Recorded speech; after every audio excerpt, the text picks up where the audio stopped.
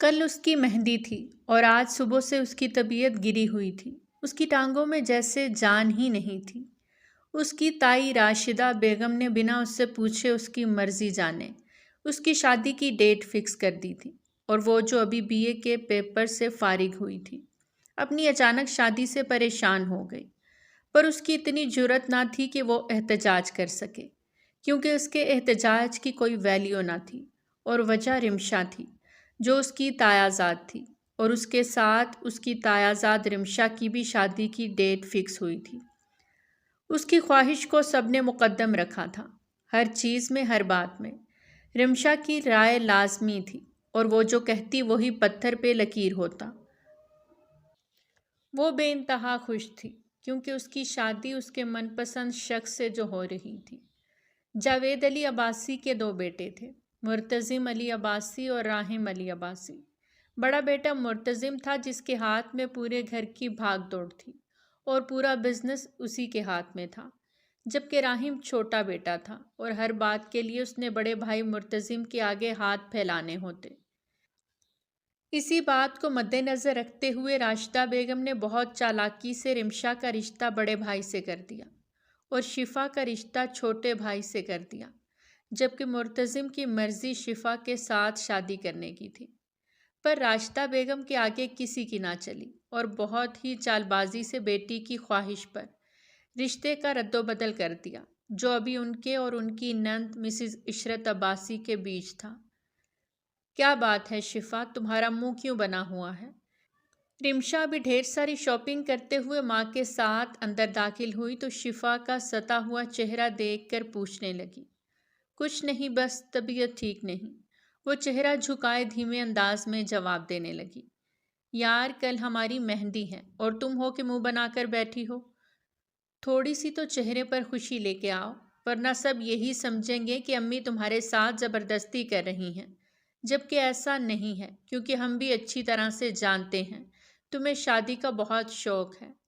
رمشا کی اوٹ پٹانگ باتوں کے جواب میں شفا نے صرف ایک نظر اس کی جانب دیکھا اور خاموش ہی رہی، کیونکہ کچھ بھی کہنا فضول تھا۔ انسان وہاں بولتا ہے جہاں اس کے الفاظ کی قدر ہو۔ شفا جانتی تھی کہ اس کے کہے کسی لفظ کی کوئی قدر، کوئی ویلیو نہیں تھی، اسی لیے وہ زیادہ تر جواب میں خاموش ہی رہتی۔ اچھا چھوڑو ان باتوں کو، یہ دیکھو میں اپنی مہندی کا کیسا ڈریس لے کے آئی ہوں، پیارا ہے نا؟ اپنا یلو اور اورنج کلر کا بہت ہی ہیوی ڈریس نکال کر دکھاتی وہ شفا سے اس کی رائے پوچھنے لگی۔ وہ ڈریس اچھا خاصا مہنگا تھا۔ اسے دیکھتے شفا ایک دم چپ سی ہو گئی، کیونکہ کل ہی اس کو بھی مہندی کا ڈریس ملا تھا جو بہت ہی سمپل سا تھا۔ اس کے مقابلے میں رمشا کا جوڑا بہت زیادہ قیمتی تھا۔ بہت پیارا ہے ماشاءاللہ، اللہ تمہارے نصیب نیک کرے، شفا نے بنا چہرے پہ کوئی تاثر دیے مسکرا کر کہا۔ ہے نا؟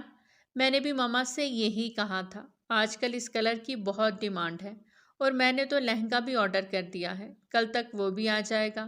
سب کچھ اتنا اچھا اپنی پسند سے لے رہی ہوں کہ بس کیا بتاؤں، مجھے تو ایسا لگ رہا ہے جیسے میری لاٹری کھل گئی ہے۔ پر فکر نہیں کرو، تمہارے لیے بھی اچھی سی شاپنگ کی ہے میں نے۔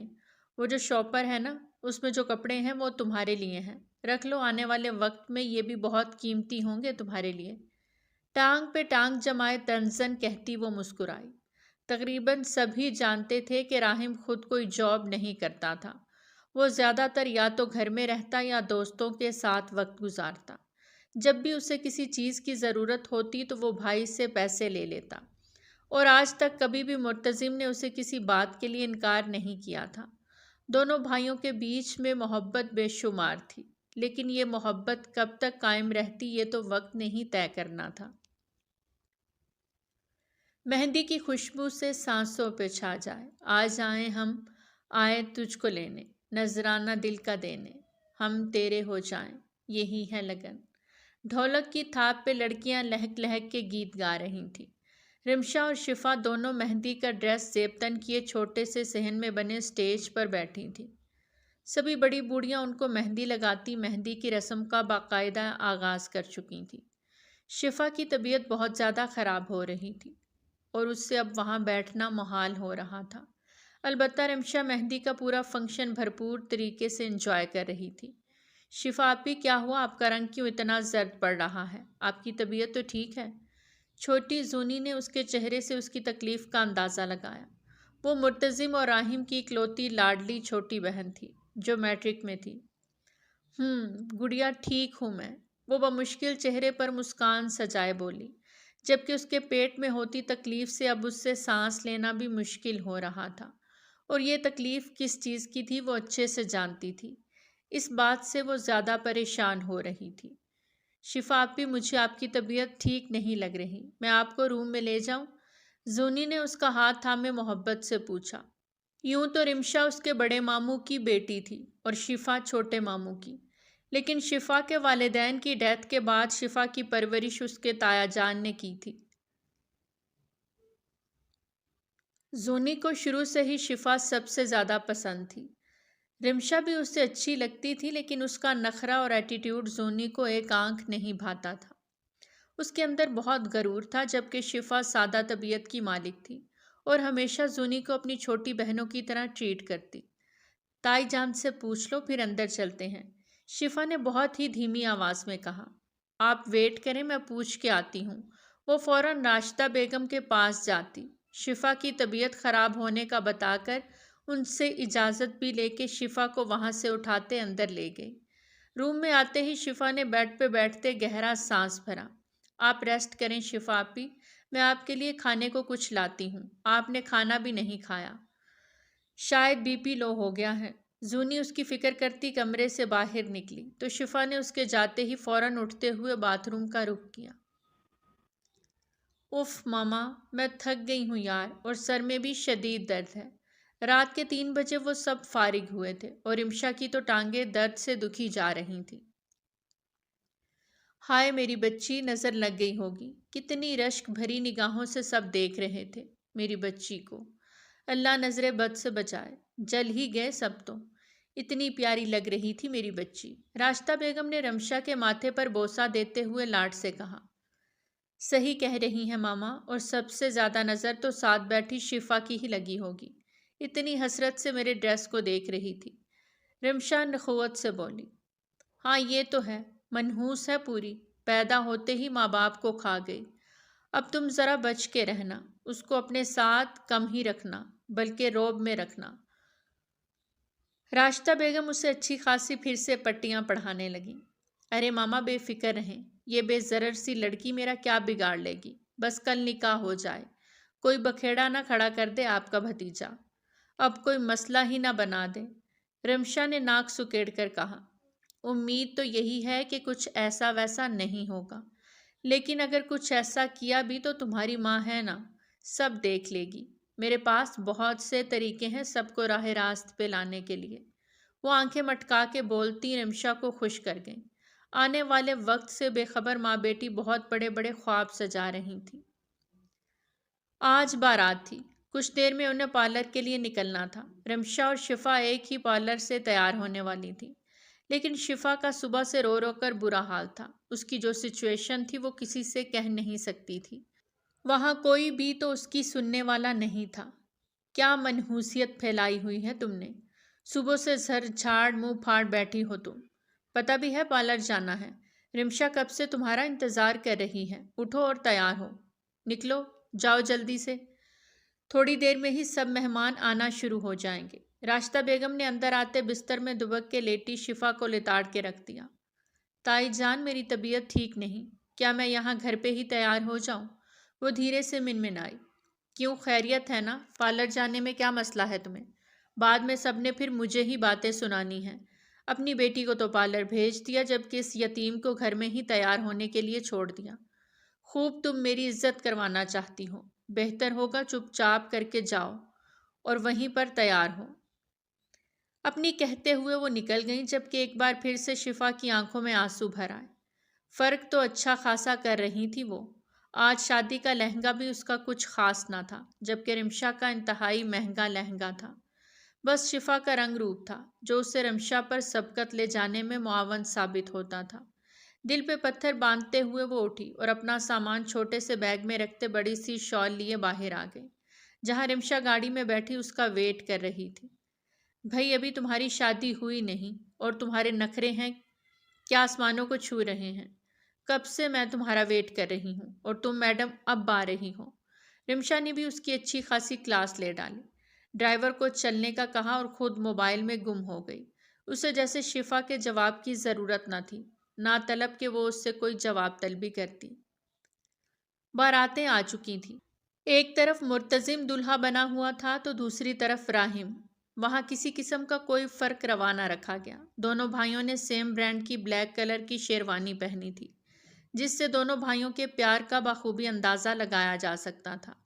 شادی ہال میں داخل ہوئے تو بہت شاندار انداز میں ان کا استقبال کیا گیا۔ کچھ ہی دیر میں نکاح کی سنت ادا کی جانے لگی۔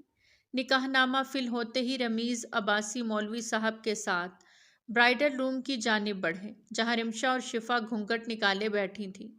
شفا: امتیاز بنت امتیاز عباسی، آپ کا نکاح مرتزم جاوید عباسی ولد جاوید علی عباسی کے ساتھ 50 لاکھ سکہ راج الوقت طے پایا ہے، کیا آپ کو یہ نکاح قبول ہے؟ مولوی صاحب کے الفاظ پہ ایک پل کو وہاں پہ گھمبیر سناٹا سا چھا گیا۔ راشدہ بیگم نے حیرانی سے اپنے شوہر کی جانب دیکھا۔ عباسی صاحب، یہ آپ کیا کہہ رہے ہیں؟ آپ کو شاید غلط فہمی ہوئی ہے۔ شفا کا نکاح؟ مولوی صاحب نے جو کہا ہے راشدہ بیگم وہی صحیح ہے، اور آپ بیچ میں نہیں بولیں گی۔ عباسی صاحب نے قطعی انداز میں کہا۔ نہیں، ناممکن ہے، آپ میری بیٹی کا حق مار رہے ہیں عباسی صاحب، اور آپ چاہتے ہیں کہ میں چپ رہوں۔ راشدہ بیگم نے غصے سے کہا تو عباسی صاحب کے ماتھے پر انگنت بل پڑے۔ میں آپ سے آخری بار کہہ رہا ہوں کہ نکاح کے معاملے میں مت بولیں، ورنہ یہ نکاح ہو یا نہ ہو، ہمارے بیچ میں علیحدگی ضرور ہو جائے گی۔ انہوں نے اپنی بیوی کے قریب ہوتے ہوئے بہت ہی دھیمی آواز میں ان کو سختی سے تنبیہ کی۔ ان کے سخت الفاظ پہ راشدہ بیگم نے بے یقینی سے ان کی جانب دیکھا۔ وہ انہیں اتنی سخت دھمکی دیں گے انہیں اندازہ نہیں تھا۔ مولوی صاحب، آپ نکاح شروع کریں۔ عباسی صاحب نے مولوی صاحب کو دوبارہ سے نکاح پڑھانے کا کہا، جبکہ گھونگھٹ اوڑے بیٹھی شفا کو سمجھ نہیں آ رہا تھا کہ وہ کیا کرے۔ مولوی صاحب نے دوبارہ اس سے پوچھا، شفا امتیاز بنت امتیاز عباسی، آپ کا نکاح مرتزم جاوید عباسی ولد جاوید علی عباسی کے ساتھ 50 لاکھ سکہ راج الوقت طے پایا ہے، کیا آپ کو یہ نکاح قبول ہے؟ کچھ دیر کی خاموشی پہ عباسی صاحب شفا کو دیکھنے لگے۔ شفا بیٹا، مولوی صاحب کچھ پوچھ رہے ہیں، جواب دو۔ عباسی صاحب کے حوصلہ دینے پر اس نے دھیرے سے قبول ہے کہا، تو دوسری طرف رمشا نے اپنا گھونگھٹ پلٹ کر اپنے باپ اور ماں کو پتھرائی ہوئی نظروں سے دیکھا۔ شفا سے قبول و ایجاب کے بعد عباسی صاحب مولوی صاحب کو لیے کمرے سے باہر نکل گئے۔ ماما یہ سب کیا ہو رہا ہے، کچھ بتائیں گی آپ مجھے؟ رمشا کی آنکھوں میں ڈھیروں آنسو تھے۔ وہ اپنی ماں کو دیکھتے ہوئے لرزتے لہجے میں پوچھنے لگی، جو بالکل خاموش کھڑی اپنے آنسو پی رہی تھی۔ کچھ ہی دیر بعد رمیز عباسی مولوی صاحب کے ساتھ واپس اندر آتے دکھائی دیے۔ اب رمشا کا نکاح ہونا تھا۔ رمشا، کوئی بھی فیصلہ لینے سے پہلے سوچ لینا، تمہارا انکار تم سمیت تمہاری ماں کو گھر کی دہلیز کے باہر کھڑا کر دے گا، اس لیے سوچ سمجھ کے فیصلہ لینا۔ نکاح سے پہلے عباسی صاحب نے بیٹی کو دبے لفظوں میں بولتے ہوئے اس کے چہرے پر گھونگھٹ واپس اڑا دیا۔ رمشا رمیز عباسی بنت رمیز عباسی، آپ کا نکاح راحم جاوید عباسی سے 1 لاکھ سکہ راج الوقت طے پایا ہے، کیا آپ کو یہ نکاح قبول ہے؟ پل میں خواب کیسے ٹوٹتے ہیں یہ جانا رمشا نے، غرور و تکبر کا مینار کیسے گرتا ہے یہ جانا رمشا نے، قسمت کیسے پلٹا کھاتی ہے یہ سمجھا رمشا نے، نصیب سے لڑنے والوں کے ہاتھ کچھ نہیں آتا یہ جانا رمشا نے۔ قبول ہے، اپنی ذات تک بات ہوتی تو وہ کبھی بھی ہاں نہ کرتی، پر ماں کی خاطر، اپنی ماں کا گھر بچانے کی خاطر اس نے یہ نکاح قبول کر لیا، لیکن صرف زبان سے۔ وہ دل ہی دل میں قسم کھا رہی تھی کہ وہ راحم کو کبھی بھی اپنا شوہر تسلیم نہیں کرے گی۔ مبارک ہو، مبارک ہو۔ اچانک سے سب طرف سے مبارکباد کا شور اٹھا تو رمشا خیالوں سے چونکی۔ سامنے ہی شفا بیٹھی تھوڑا تھوڑا شرما رہی تھی، لیکن اس کے چہرے پر تکلیف کے آثار بھی نمایاں تھے۔ رمشا اس کے چہرے پر پھیلے درد کے تاثرات سمجھ نہیں پائی۔ باہر کھانے کا دور دورہ شروع ہو چکا تھا۔ دونوں دلہنوں کو ایک ساتھ باہر لے جایا گیا، شفا کو مرتزم کے پہلو میں جبکہ رمشا کو راحم کے پہلو میں بٹھا دیا گیا۔ دونوں ہی گھونگھٹ میں تھیں، اور یہ دونوں دلہوں کی خواہش تھی کہ ان کی دلہنوں کو وہی سب سے پہلے دیکھے۔ رخصتی کے لمحے کسی بھی لڑکی کی زندگی کے لیے بہت خاص اور تکلیف دہ ہوتے ہیں۔ شفا اپنے تایا سے ملتے تائی کی جانب بڑھی تو انہوں نے اسے وہیں ہاتھ اٹھا کے ٹوک دیا۔ وہ جالی دار گھونگھٹ سے انہیں دیکھتی رہ گئی، آنکھوں سے بے شمار آنسو بہہ نکلے۔ راشدہ بیگم نے اپنی بیٹی رمشا کو سینے سے لگایا تو شفا اپنے قدم پیچھے ہٹا گئی کہ اس کی پشت پیچھے کھڑے شخص کے چٹانی سینے سے جا لگی۔ جھٹ سے پلٹ کے دیکھنا چاہا تو مرتزم کو دیکھتی وہ اپنا دل ہتھیلیوں پہ دھڑکتا محسوس کر رہی تھی۔ وہ بالکل اس کے پیچھے ہی کھڑا تھا اور جن نظروں سے وہ اسے دیکھ رہا تھا وہ اپنی پلکیں جھکا گئی۔ رخصتی ہو گئی، سبھی مہمان جا چکے تھے۔ راشدہ بیگم کے دل میں آگ سی لگی تھی، ان کا بس نہیں چل رہا تھا سب کچھ تہس نہس کر دیں۔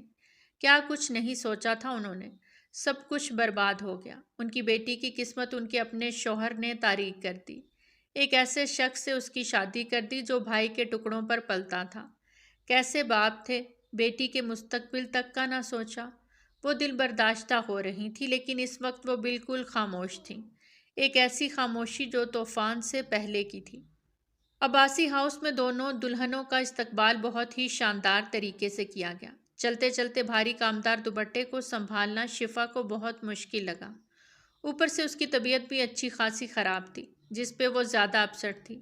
شادی کے وقت والدین اپنے بچوں کا ہر طرح سے خیال رکھتے ہیں، ان کی طبیعت کو مد نظر رکھ کے شادی کی ڈیٹ فکس کرتے ہیں، لیکن یہاں تو کسی نے پوچھنا، کسی نے بتانا تک ضروری نہ سمجھا۔ سگے ماں باپ نہ ہو سر پہ تو زندگی زیادہ مشکل ہو جاتی ہے۔ کچھ رسموں کے بعد شفا کو مرتزم کے روم میں اور رمشا کو راحم کے روم میں پہنچا دیا گیا۔ عشرت بیگم بے انتہا خوش تھی، ان کی بھابھی بہت بڑی چال کھیلنے والی تھی، لیکن انہوں نے اپنے بھائی رمیز عباسی اور شوہر جاوید عباسی کے ساتھ مل کے ساری بات کلیئر کر دی۔ ان کے بیٹے کی مرضی شفا کے ساتھ شادی میں تھی تو پھر وہ کیسے راشدہ بیگم کی بات مان لیتی۔ ہر گزرتے لمحے میں وہ راشدہ بیگم کی ہاں میں ہاں ملاتی رہی، لیکن عین نکاح کے وقت ساری بازی الٹ دی، جو جس کا حق تھا اس سے مل گیا۔ عشرت بیگم کے لیے اپنے دونوں بیٹے برابر تھے، شاید وہ مرتزم سے زیادہ راحم سے محبت کرتی تھی، پر اس نے اپنی کوئی چوائس نہیں بتائی تھی کہ اسے کس سے شادی کرنی ہے کس سے نہیں، لیکن مرتزم نے انہیں اپنی مرضی سے صاف آگاہ کر دیا تھا اور وہ ایسا کوئی کام نہیں کرنا چاہتی تھیں کہ آنے والے وقت میں سب کی زندگیاں برباد ہوں۔ انہیں یقین تھا وقت کے ساتھ ساتھ رمشا اور راحم کے دل میں بھی ایک دوسرے کے لیے جذبات پیدا ہو جائیں گے۔ وہ ان دونوں کو روم میں چھوڑتی چند ہدایات دیتی باہر آ گئیں۔ شفا ان سے اپنی کنڈیشن کا ذکر کرنا چاہتی تھی پر جھجک آڑے آ گئی۔ وہ آج تک کسی کے ساتھ کھل کے اپنی فیلنگز شیئر نہیں کر سکی تھی۔ کس کے ساتھ کرتی بھلا؟ کون تھا اس کا سننے والا، اس کی دل جوئی کرنے والا؟ وہ مرتزم کی صحت سجائے بیٹھی، مرتزم کا انتظار کر رہی تھی۔ اف میرے اللہ میں کیا کروں، شادی کی پہلی رات ہی مجھے کیا سوچیں گے، وہ کیسے بتاؤں گی انہیں؟ نہ بھی بتایا تو انہیں خود بخود پتہ چل جانا ہے۔ شفا کے ہاتھ پیر ٹھنڈے ہونے لگے، اسے اپنی کنڈیشن کی فکر تھی۔ وہ یہ بھلا بیٹھی تھی کہ اس کی شادی تو راحم سے ہونے والی تھی، مرتزم سے کیسے ہو گئی؟ اسے اس بات سے کوئی فرق ہی نہیں پڑ رہا تھا، جبکہ دوسری طرف رمشا کا رو رو کے برا حال تھا۔ اس کے نصیب میں اللہ نے ایک ایسے شخص کو لکھ دیا تھا جو نکھٹو اور نکما تھا، جس نے خود بھی ساری زندگی بھائی کے ٹکڑوں پر عیاشی کی تھی اور اب اس کو بھی مانگنے پر ڈال دینا تھا۔ نصیبوں کے کھیل تھے سارے، لیکن رمشا کتنا لڑتی نصیبوں سے، یہ تو اب وقت نے ہی طے کرنا تھا۔ بڑوں کے بیچ کیا کیا ہوا مرتزم اور راحم دونوں نہیں جانتے تھے، نہ ہی عشرت بیگم نے انہیں پتہ لگنے دیا۔ مرتزم روم میں داخل ہوا تو وہ چھوئی موئی اس کے بستر پہ برجمان پورے حق سے موجود تھی۔ مرتزم کے چہرے کو ایک بھرپور مسکان نے چھوا، جس لڑکی کو وہ چاہتا تھا اسی لڑکی کو اللہ نے اس کے نصیب میں لکھ دیا تھا۔ وہ خوش نہ ہوتا تو کیا کرتا، بنا کسی ظالم سماج کے اسے اس کی محبت مل گئی تھی۔ ہاں وہ شفا سے خاموش محبت کرتا تھا، وہ اپنے کھول میں بند رہنے والا بندہ تھا، اپنی فیلنگز کسی سے شیئر نہیں کرتا تھا، اور اس کی دلہن بھی اسے اپنے جیسی ہی مل گئی تھی۔ وہ اپنی بلیک شیروانی اتار کے ایک طرف رکھتا، اپنی قمیض کے کفلنگز کھولتا، انہیں کوہنیوں تک فولڈ کرتا، شفا کے پاس بستر پر جا بیٹھا، وہ جو گھونگھٹ نکالے بیٹھی تھی، مرتزم کو اپنے بہت پاس بیٹھا دیکھ کے پیچھے کی جانب ہوتے سمٹی تھی۔ اس کا یہ انداز بھی مرتزم کو مسکرانے پر مجبور کر گیا۔ وہ اس سے 10 سال چھوٹی تھی، ابھی حال ہی میں وہ 20 کی ہوئی تھی، نازک سی چھوئی موئی سی تھی۔ مرتضیم نے آگے ہوتے اس کا گھونگھٹ اٹھایا تو ایک پل کو دنگ سا رہ گیا۔ اسے لگا دنیا کی ساری خوبصورتی اس ایک لڑکی پر آ کر ختم ہو گئی تھی۔ ماشاءاللہ بے اختیار اس کے لبوں سے واہ ہوا تو شفا نے اپنی لرزتی پلکیں اٹھا کے اس یونانی دیوتاؤں جیسا حسن رکھنے والے خوبصورت مرد کو دیکھا جسے اللہ نے پل میں اس کے نصیب میں لکھ دیا تھا۔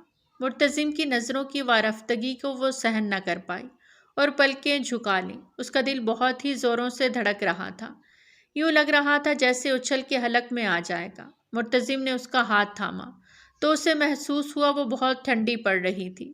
طبیعت ٹھیک ہے نا؟ وہ ایک دم فکر مند ہوا۔ مرتضیم کے سوال پہ وہ پھر سے اسے دیکھنے لگی۔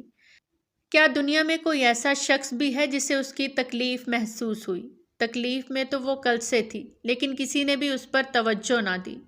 اپنے خاص دنوں میں وہ یوں ہی تکلیف سے دوہری ہو جایا کرتی، لیکن کوئی بھی اس کی داد رسی نہ کیا کرتا۔ پر وہی تائی جان اپنی بیٹی کا ان دنوں خاص خیال رکھتی، اسے بہت کچھ ایسا کھانے میں بنا کے دیتی جو اس کے لیے فائدہ مند ہوتا۔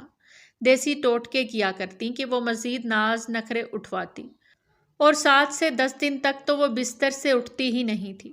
پکا بیڈ ریسٹ کیا کرتی، یہاں تک کہ اٹھ کے پانی پینا بھی اس کے لیے وبال جان ہوتا۔ ایسے کیا دیکھ رہی ہیں؟ مجھے آپ کی طبیعت ٹھیک نہیں لگ رہی۔ پر آپ کو بخار تو نہیں ہے؟ جسم کیوں اتنا ٹھنڈا ہو رہا ہے؟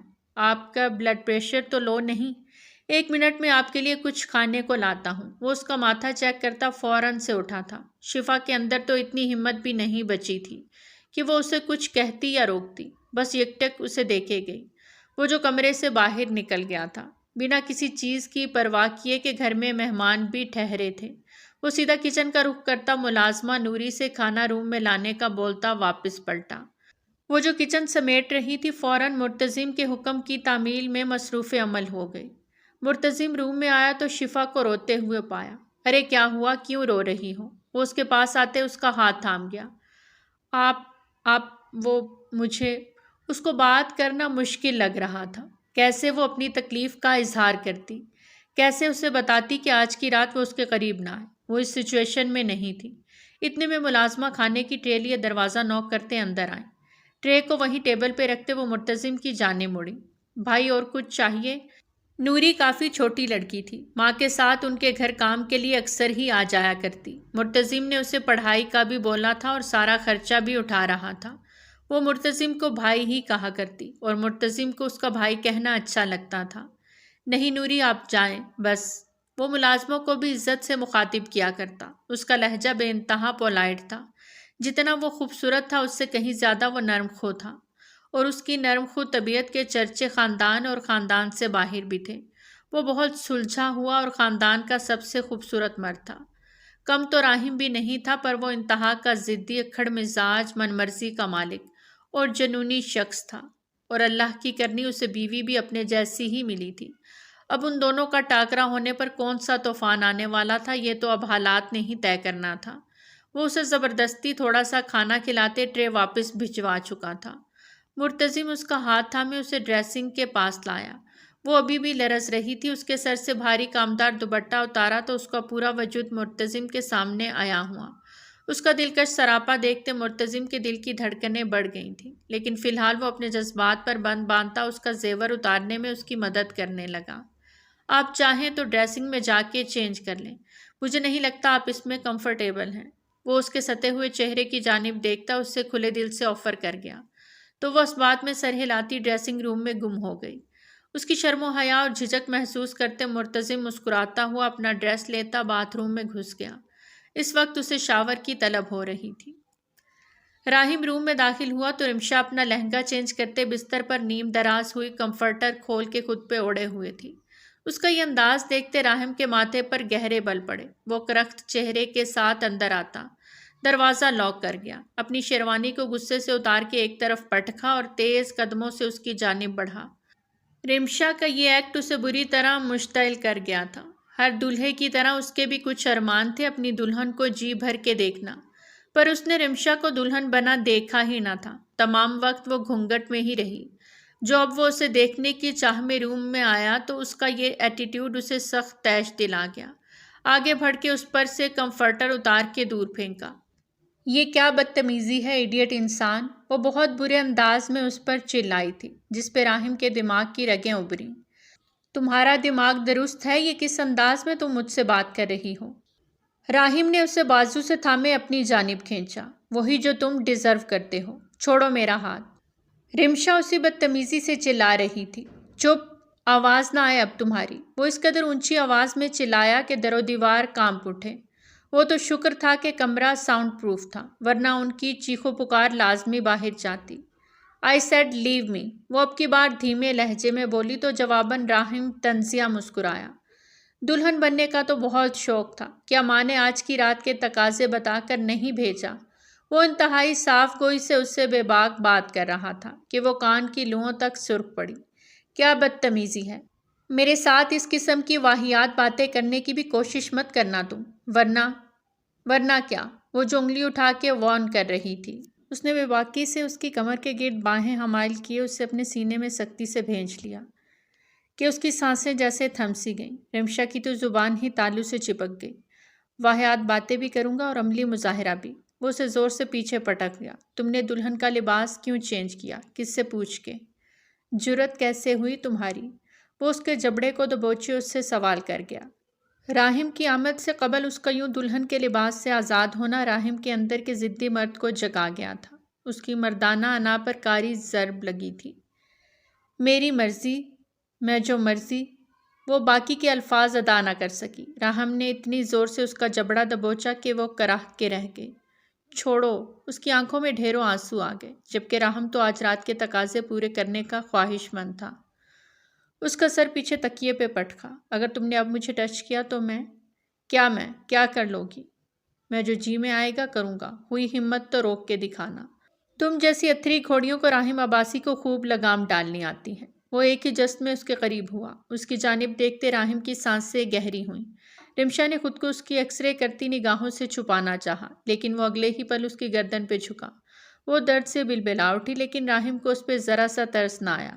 اس کی جزارتیں بڑھتی گئیں۔ رمشا کو اس کا چھونا سخت ناگوار گزر رہا تھا، لیکن وہ اس چٹانی جسم والے مرد کا مقابلہ کہاں کر سکتی تھی؟ وہ ساری لائٹس آف کرتا ڈم لائٹس آن کر گیا۔ پلیز دور ہٹو، قریب مت آؤ۔ وہ رو دی، لیکن راہم کا دماغ اس قدر بھپرا ہوا تھا کہ اس کا بس نہیں چل رہا تھا اس اکڑ خان لڑکی کو اچھی طرح سبق سکھا دے۔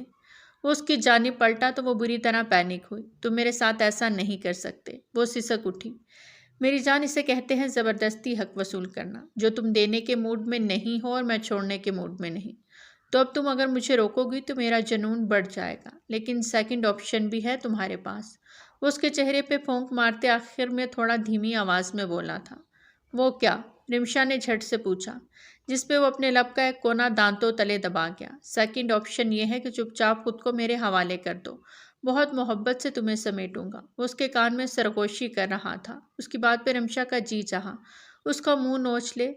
دور ہٹو۔ وہ اسے پرے ہٹانے کی ناکام کوشش کرتے ہلکان ہوئی، پر راہم اسے دھیرے دھیرے اپنی محبت میں گم کرنے لگا کہ وہ تڑپ اٹھی۔ اس کی آنکھوں سے آنسو بہتے تکیے میں جذب ہوئے۔ اس کو دیکھ کر اچانک ہی راہم کو ترس آیا۔ وہ اس کا جنون دیکھتی اپنا آپ اس کے حوالے کر گئی۔ اس کی ہر مزاحمت ہی راہم کے آگے دم توڑ گئی۔ وہ اسے محبت سے سمیٹنے لگا، اس کے آنسو بہت محبت سے پوروں میں چننے لگا۔ اب تو رونا بند کرو، اتنے پیار سے پیش آ رہا ہوں اور تمہارا رونا ہی بند نہیں ہو رہا۔ وہ اس کی جانب دیکھتے خمار آلود لہجے میں بولا، اتنا درد دیا ہے اور کہتے ہو پیار تھا؟ وہ نہ چاہتے ہوئے بھی گلا کر گئی۔ اس کے گالوں سے آنسوؤں کو پونچھتے وہ دھیرے سے مسکرا دیا۔ اب سے ایسا نہیں ہوگا۔ وہ اس کے کان میں سرگوشی کرتا پھر سے اس پہ چھاتا اس کو اپنی پناہوں میں لے گیا۔ دھیرے دھیرے رات گزرتی جا رہی تھی۔ وہ اسے اپنے ساتھ گم کرتا چلا گیا۔ کیا ہوا؟ وہ جو اس کی کمر میں ہاتھ ڈالے اسے اپنے قریب کر رہا تھا، اس کے بالوں میں چہرہ چھپائے اس کی خوشبو کو دل میں اترتا محسوس کر رہا تھا۔ اچانک سے اس کے بدک کے پیچھے ہونے پر ماتھے پر بل ڈالے اسے دیکھنے لگا۔ اچانک سے وہ گھبرا کے اٹھ بیٹھی۔ کوئی مسئلہ ہے؟ وہ بھی اس کے ساتھ اٹھ بیٹھا۔ نہیں۔ ہاں مطلب نہیں۔ وہ ماتھے پہ آیا پسینہ صاف کرتے پلکیں جھکا گئی۔ اجازت ہے؟ وہ اب اس سے اجازت طلب کر رہا تھا۔ وہ دھڑکتے دل سے آنکھیں میچے اس بات میں سر ہلا گئی۔ مرتضیم نے اس کے قریب ہوتے اس کی پیشانی کو اپنے لبوں سے خراج پیش کیا تو وہ اپنی سانسیں روک گئی۔ دھیرے سے اس کی کمر کے گرد باہیں حمائل کی اسے اپنے ساتھ لگایا۔ اس کا دل دھک سے رہ گیا۔ وہ اسے روکنا چاہتی تھی پر روک نہیں پا رہی تھی۔ اس کی آنکھیں نم ہوئیں۔ مرتزم نے اس کی نم آنکھوں میں جھانکا تو وہ اپنا رخ ذرا سا پھیر گئی۔ اس کے دل کی دھڑکنیں یکدم تیز ہوئیں۔ کیا میری کوئی بات بری لگ گئی؟ وہ اس کا گریز دیکھتا تھوڑا الجھا۔ شفا نے نم آنکھوں سے اسے دیکھا۔ اسے بتا نہ سکی کہ اس کا چھونا تو اسے معتبر کر رہا تھا، لیکن جذبات کی رو میں بہک کے جب وہ ہر حد پار کرنے کا وقت آتا تو وہ کیسے اپنے موزوں اور جذبات پہ بند باندھتا؟ یہی سوچ کر شفا پریشان ہو رہی تھی۔ شفا کیا آگے بڑھوں؟ وہ پھر سے اس سے پوچھ رہا تھا، جو شفا کو مزید شرمندگی کی گہرائیوں میں انڈیل رہا تھا۔ وہ اب کی بار اس کے جواب کا انتظار کیے بنا اس کے قریب ہوا۔ وہ اسے باور کرانا چاہتا تھا کہ وہ اس سے کتنی محبت کرتا ہے۔ من محرم اس کے پاس تھی، اس کی قربت کا جنون سر چڑھ کے بول رہا تھا۔ محبت پاش نگاہیں اس کے چہرے پر ٹکی تھی اور لب محبت کے اظہار میں مصروف عمل تھے۔ اب عملی مظاہرے کا وقت آیا تو شفا کا پورا جسم لرزنے لگا، پر اگلے ہی پل وہ اس کا ہاتھ روک گئی تو وہ اس کی جانب سوالیہ نظروں سے دیکھتے چہرے کو ذرا سا اوپر اٹھاتے ہاتھوں کے پیالے میں اس کا چہرہ بھر گیا اور اس کی سانسوں پر کفل لگایا۔ وہ ذرا سا بھی سانس نہیں لے پا رہی تھی۔ مرتزم کے ہاتھوں کی جسارت کو بڑھتا دیکھ وہ اس کے ہاتھوں کو اپنی گرفت میں لیتے سر نفی میں ہلا گئے۔ مرتزم اس کی فطری جھجک محسوس کرتا اس کا ہاتھ پیار سے پیچھے ہٹا گیا، لیکن وہ اس بار سختی سے اس کے دونوں ہاتھ جکڑ گئی اور آنکھیں میچے رو دی۔ شفا کیا ہوا؟ کیوں رو رہی ہو؟ ریلیکس ہو جاؤ یار، نہیں کرتا کچھ، رونا بند کرو۔ اس کا یوں بے دردی سے رونا مرتزم برداشت نہ کر سکا۔ رونا بند کرو، یہاں آؤ میرے پاس۔ وہ پیچھے ہو کے بیک گراؤنڈ سے ٹیک لگاتا محبت بھرے لہجے میں بولا۔ وہ مزید پینک ہوتی دور ہوئی۔ کوئی بات ہے شفا؟ تم کچھ بول کیوں نہیں رہی؟ بس روئے جا رہی ہو۔ کوئی بات ہے تو بتا دو۔ آپ اس طرح کیوں بیہیو کر رہی ہو؟ آپ کا یوں مجھ سے اتنا جھجک کرنا مجھے اب تکلیف دے رہا ہے۔ بہت انتظار کیا ہے لمحوں کا، پلیز ایسے تو نہ کرو۔ وہ اسے اپنے قریب کرتا اس کے آنسو پہنچتے اسے مان بخش گیا۔ میرا قصور نہیں، مجھے نہیں پتا تھا۔ وہ ہاتھوں کی بیک سے گالوں کو رگڑتی اب کی بار آنسو ضبط کرتے بولی۔ وہ اسے سوالیہ نظروں سے دیکھنے لگا۔ میں ابھی آپ کے ساتھ جھجک نہیں کریں شفا، جو بھی بات ہے بتا دیں۔ میرے قریب آنے پر پینک کیوں ہو رہی ہیں؟ جو بھی بات ہے بتا دیں۔ مرتزم آپ ابھی پلیز، آپ خود سمجھ نہیں سکتے، مجھے شرم آ رہی ہے بتانے میں۔ وہ نظریں جھکاتی شرم سے بولی تھی۔ کیا سمجھنا ہے سمجھائے نا، وہ بوجھل لہجے میں بولا۔ کچھ دن کا گیپ کر لیں پلیز۔ وہ منمنائی۔ وجہ؟ اسے شفا کی بات کچھ خاص بھائی نہیں تھی۔ وہ پوری بات نہ کر پائی اور مرتزم اگلے ہی لمحے اس کی پوری بات سمجھ گیا۔ ایک گہری آہ بھری اور اسے ٹھیک طرح سے اپنے قریب بٹھاتے وہ اس کے گرد بازو حمائل کر گیا۔ بس اتنی سی بات تھی اور آپ اتنا پینک ہو رہی تھی اور مجھے بھی پریشان کر دیا۔ وہ اس کے ماتھے کے ساتھ ماتھا جوڑ گیا۔ آپ کو برا نہیں لگا؟ وہ حیران ہوتے پوچھنے لگی۔ کیوں، اس میں برا لگنے والی کیا بات ہے؟ یہ تو نیچرل ہے، اس میں آپ کا کیا قصور بھلا؟ اور میاں بیوی تو ایک دوسرے کا لباس ہوتے ہیں پاگل۔ میرے لیے اپنی تھنکنگ پازیٹیو رکھیں۔ وہ اس کی پیشانی پہ محبت کی مہر ثبت کر گیا۔ مرتزم، وہ خفگی سے اسے دیکھنے لگی۔ کیا کروں، اب جذبات پہ بند بھی تو باندھنا ہے نا۔ وہ اس کی ناک کے ساتھ ناک رب کر گیا۔ میں ادھر بیٹھ جاؤں؟ وہ ہچکچاتے بولی۔ اتنا زیادہ نہ سوچو، میں آپ سے دوری نہیں بنا سکتا، میرے اختیار میں نہیں ہے، اس لیے بس میرے قریب رہو۔ وہ اس کی بات مان کر اسے مان تو بخش ہی چکا تھا، ساتھ ہی اپنی محبت بھی اس پہ واضح کر گیا۔ اس کے ماتھے پر بوسہ دیتے وہ آنکھیں میچ گیا۔ شفا بھی بہت حد تک پرسکون ہو گئی۔ آپ بہت اچھے ہیں سیم، وہ اسے نک نیم دے گئی۔ اچھا، سچ میں؟ وہ اسے سنتا پرجوش ہوا تو وہ شرما کے اس کے سینے میں منہ چھپا گئی۔ صبح ہوتے ہی وہ اٹھتے سیدھا باتھ روم میں بھاگی۔ راہم گردن ترچھی کیے اس کا اتنا تیزی سے بھاگنا دیکھتا رہ گیا۔ اسے کیا ہوا؟ اس کی پھرتی دیکھتا وہ دھیرے سے مسکرایا۔ لگتا ہے کچھ ہاتھ ہولا رہ گیا، ورنہ یوں تیزی نہ دکھاتی۔ وہ اپنا چہرہ تکیے میں چھپاتے آنکھیں میچ گیا۔ وہ باتھ روم سے نکلی تو گہرا سانس بھر رہی تھی، ہاتھ پیٹ کے لوئر حصے پہ دھرا تھا۔ کیا ہوا؟ کیوں ہمت جواب دے گی؟ بڑا غرور و تنتنا تھا، کدھر گیا؟ وہ بیک گراؤنڈ سے ٹیک لگاتے سگریٹ لبوں میں رکھتا دھواں ہوا میں چھوڑ گیا۔ رمشا نے اس سے کوئی بحث نہ کی۔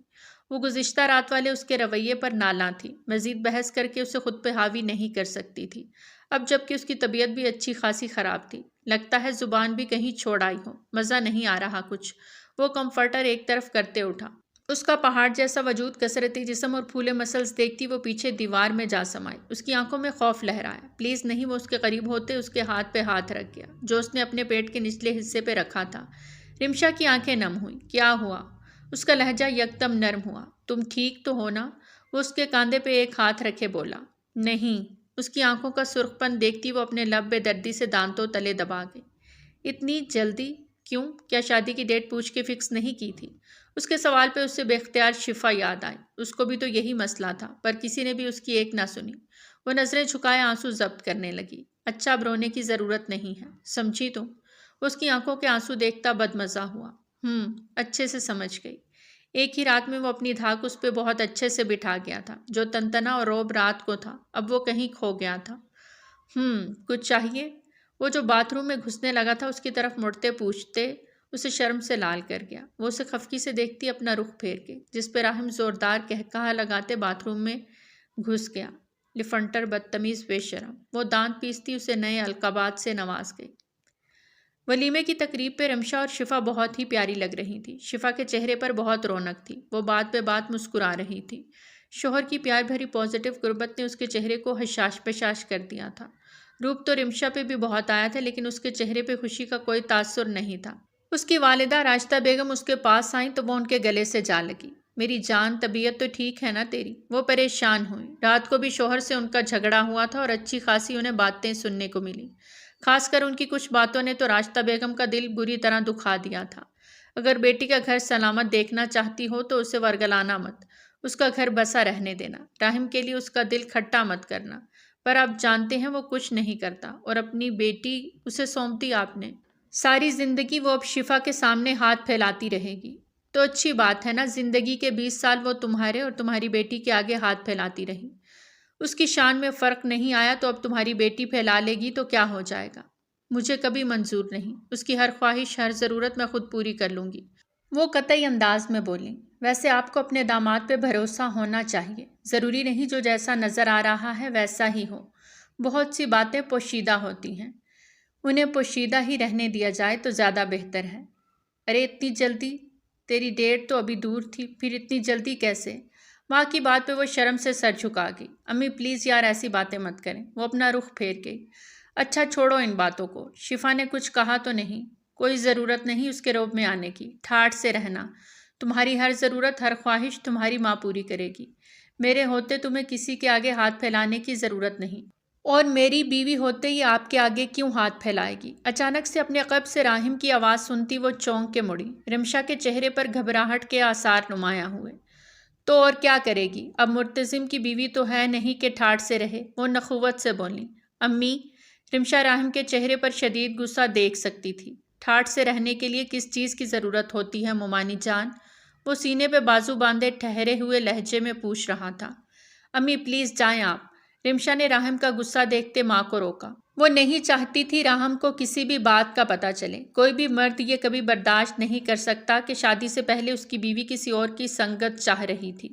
اگر راہم کے دل میں ذرا سا بھی شک آ جاتا تو رمشا کا جینا حرام کر سکتا تھا۔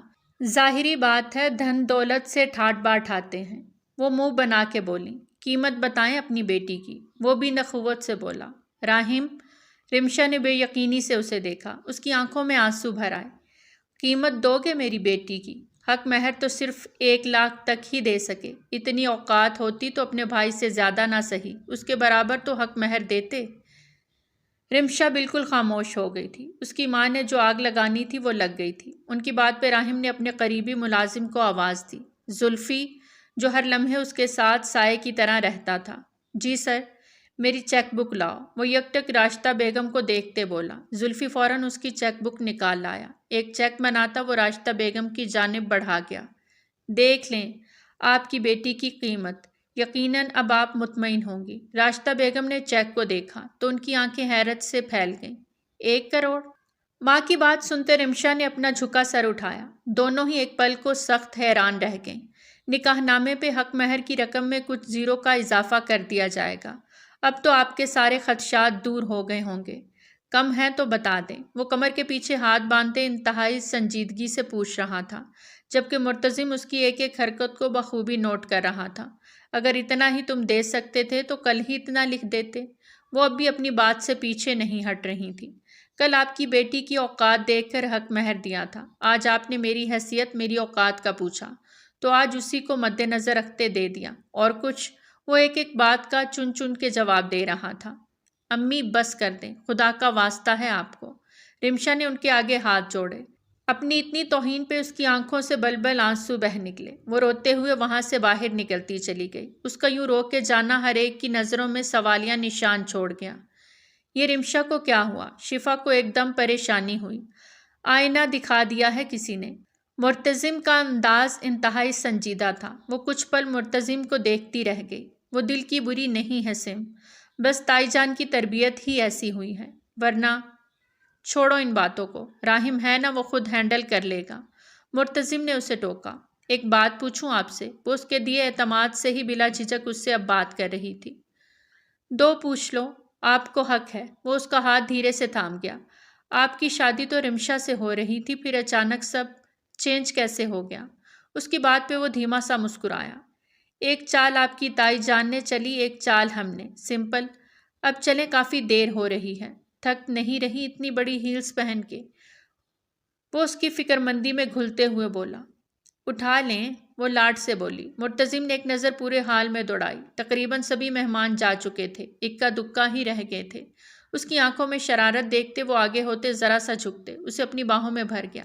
سم، وہ گھبرا کے دل تھامے اسے پکار گئی۔ Don't under estimate my power.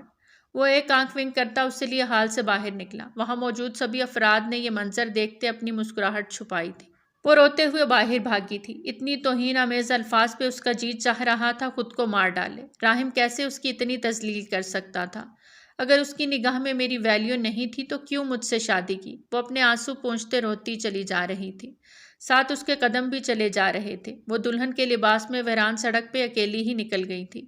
اس وقت رات کے 12 بج رہے تھے۔ اس طرف کوئی بھی راہ گزر تک نہ تھا۔ وہ ایک پل کو تھم سی گئی۔ اپنے شدید غصے کی وجہ سے وہ یہاں تک پہنچ گئی جہاں اسے آگے پیچھے اب کوئی دکھائی نہیں دے رہا تھا۔ یا اللہ، یہ میں کہاں آ گئی؟ وہ سر پہ ہاتھ مارتے بولی۔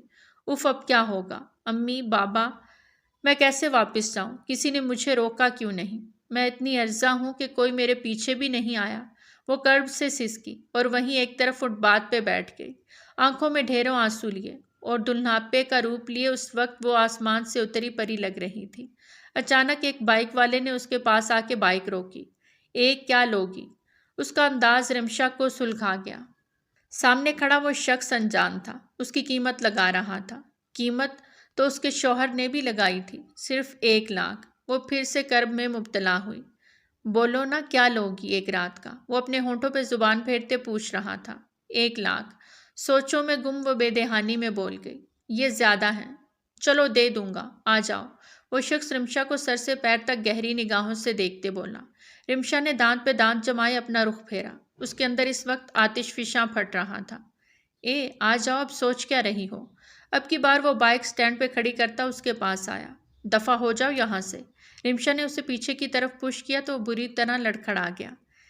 سالی، تیری اتنی جرت! وہ غصے سے اس کی جانب لپکا کہ رمشا نے پھر سے اسے پش کرتے سڑک کے ایک طرف بھاگنا شروع کر دیا، لیکن ہیلز کی وجہ سے وہ تیز بھاگ نہ سکی۔ یا اللہ مدد!